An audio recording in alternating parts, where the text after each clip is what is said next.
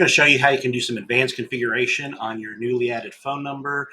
Just go to settings, phone numbers, wait for it to load the phone number list. You can have multiple phone numbers, so whichever phone number you want to work with, click the three dots and edit configuration. And then this will give you some more advanced options here to set up. So you can give your phone number a name if you want, main line or, your name or whatever. You can have call forwarding. So if you have, if you want to have it forwarded over to somebody else, you can add that phone number here. Pass called number as the caller ID. So this basically will make the phone number the caller ID. Or you can use a verified number as the caller ID for outbound calls. So if you check this, then you can verify your caller ID, and then it'll use that.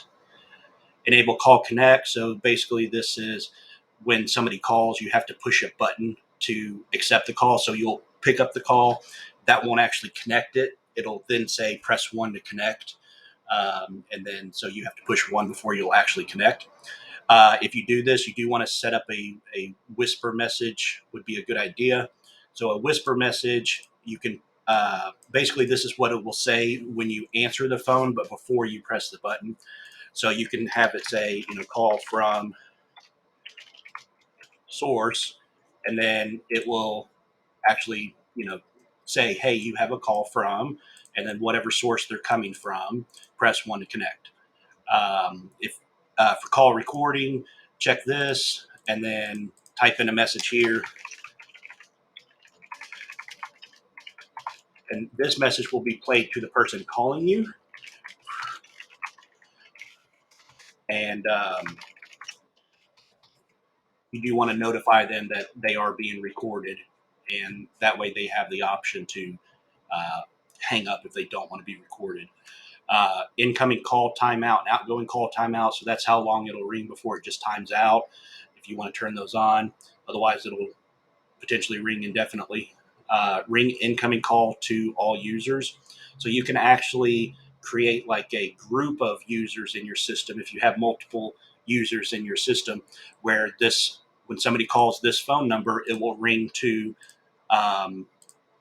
multiple people, and the first one to answer it is the one who picks it up, and then it'll just quit ringing to the other people.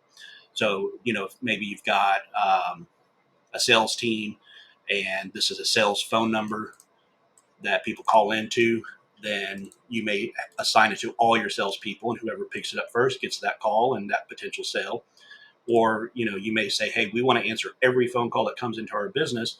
So you may decide to assign it to yourself, your office person, your account manager, whatever, so that hopefully somebody answers that phone call rather than it getting shot to a voicemail.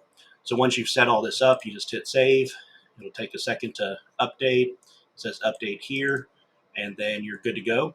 And I'll show you in another video how to do your verified caller ID.